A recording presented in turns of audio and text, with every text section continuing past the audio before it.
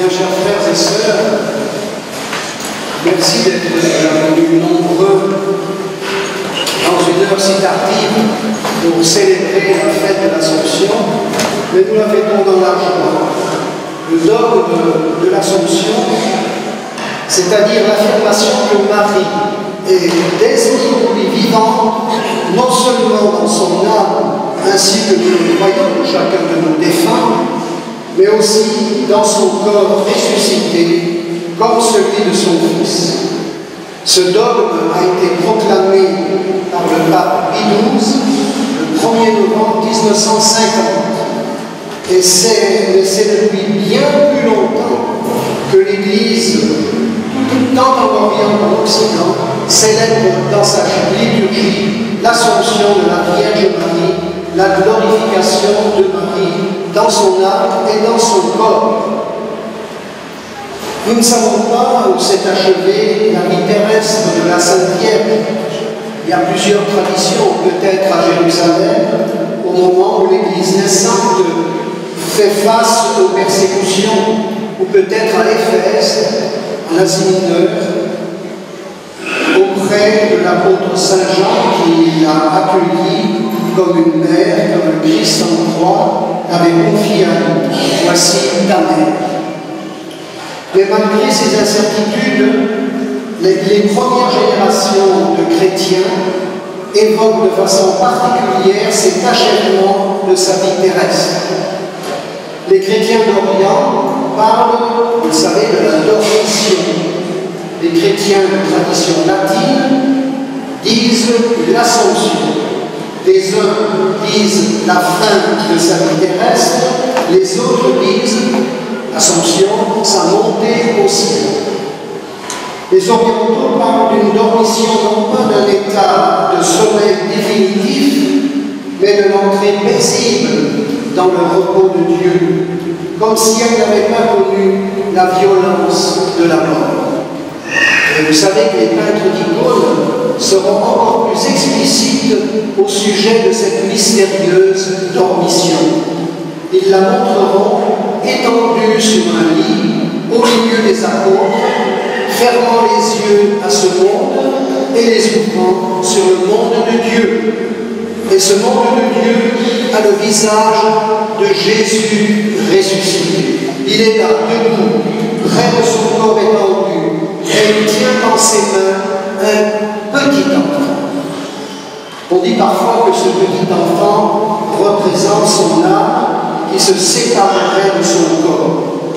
Mais les peintres d'icônes ne s'inspirent pas de ce dualisme païen. Ils ont compris que le mystère de la mort est comparable à une nouvelle naissance, le dies natalis, le jour de la naissance. Et la mère de Jésus va renaître de son Fils dans son corps et dans son âme.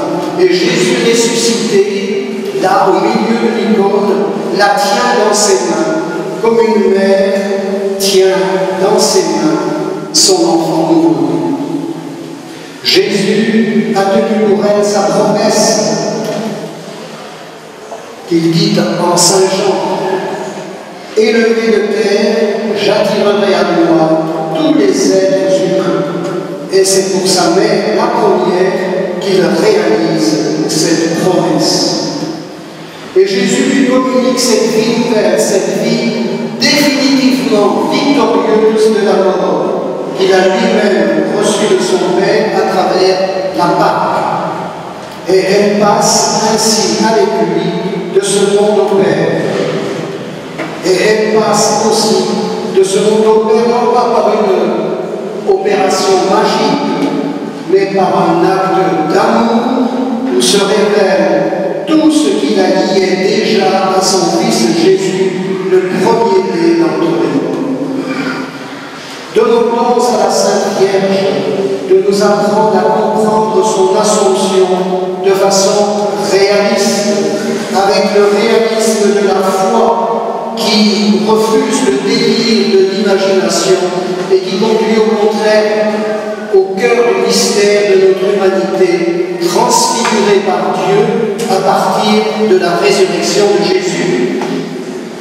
Notre vocation de baptiser, comme l'explique saint Paul, chrétien d'Éphèse, notre vocation de baptiser, c'est d'être transfiguré par Dieu, d'avoir cette nouvelle vie.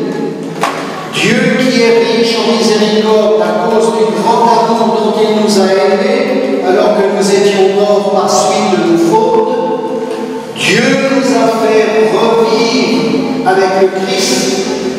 C'est par grâce que vous êtes sauvés. Avec le Christ, il nous a ressuscités et nous fera asseoir aux cieux. Dans la lettre aux Éphésiens, chapitre 2, la Vierge Marie, qui n'a jamais opposé une résistance à la grâce de Dieu, elle est ressuscitée avec le Christ, elle est vivante avec lui dans la lumière de Dieu, et déjà, elle nous ouvre le chemin. Et quand la Vierge Marie vient se manifester en notre monde, à Lourdes par exemple, ou en d'autres lieux de notre terre, c'est toujours pour nous convaincre que ce chemin de transfiguration nous est ouvert. Que dit-elle? Convertissez-vous à Dieu, allez vous laver à la fontaine, recevez le pardon de Dieu pour une vie nouvelle, retournez au cœur. C'est toujours l'heure de cette nouvelle naissance à laquelle nous sommes appelés. Pourtant, nous avons tellement de mal de nous croire. Nous sommes si facilement retenus et entravés par les pesanteurs de ce monde fermé sur lui-même. Que de fois nos réactions dans la vie de tous les jours sont des réactions d'athées et non de croyants. Même nous qui nous disons chrétiens, nous avons des attitudes qui ne sont pas des attitudes de foi, ce sont des attitudes d'athées pratiques. Nous nous laissons gagner par l'athéisme ambiant. Vous connaissez peut-être ce mot de Simone de Beauvoir qui a raconté avec passion sa vie, son émerveillement devant la beauté du monde, et qui termine la dernière page de son récit par cette parole terrible: nulle part cela ne ressuscitera. Nous, disciples de Jésus-Christ, il ne faut pas rester là, nous refusons cet échec radical de nos vies. Nous savons que nos vies restent toujours inachevées, qu'elles sont souffrantes, mais nous croyons, contre vents et marées, que Dieu ne renonce jamais, lui, à nous appeler à une nouvelle naissance dont le Christ est la source. Oui, tout ce que nous aurons vécu dans l'amour reçu de Dieu et donné aux autres, parfois dans l'allégresse, mais souvent dans les épreuves et la peine, eh bien, tout cela sera ressaisi par Dieu qui se charge de purifier ce qui doit l'être. Le mystère de l'Assomption de la Vierge Marie, la proximité intime qu'elle vit avec son Fils Jésus, le Verbe de Dieu, nous donne la clé de notre propre destin, de notre propre résurrection. C'est dans la mesure où, comme Marie, nous serons entièrement proches, intimes, totalement dépendants du Christ Jésus, que nous participerons à son mystère. Car notre destinée n'est pas une destinée à fabriquer de pièces, elle est une destinée à recevoir de la tendresse et de l'amour de Dieu qui en Jésus-Christ il a déjà manifesté et qui en Marie a anticipé la réalisation. Marie est la préparation de ce que l'humanité tout entière, devenue Église de Dieu, doit elle-même vivre. Nous avons en la Vierge Marie le type même de la communion vitale au Christ et à son œuvre de salut. Il est normal que nous nous tournions vers elle pour apprendre à vivre avec le Christ. Si nous voulons revenir à l'essentiel de notre foi chrétienne, saluons la Vierge Marie, en qui Dieu se fait homme, et disons: réjouis-toi Marie, pleine de grâce, le Seigneur est avec toi.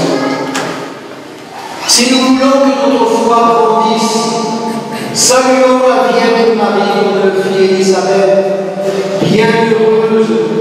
qui as cru, tu es bénie entre toutes les femmes.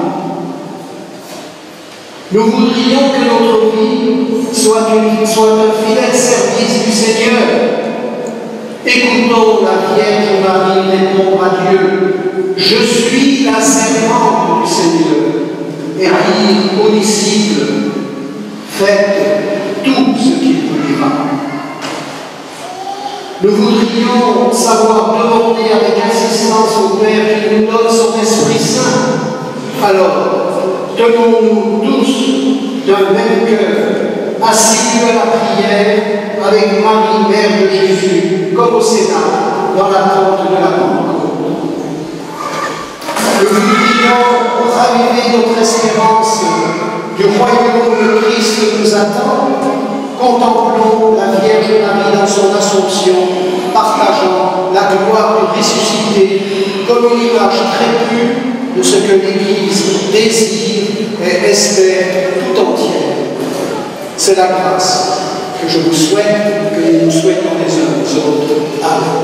Au nom du Père et du Fils et du Saint-Esprit.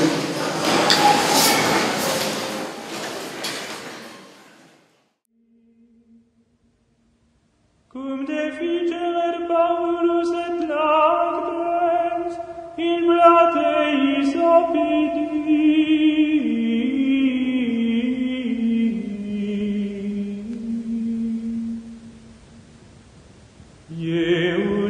Jerusalem, Jerusalem, convertere ad Domini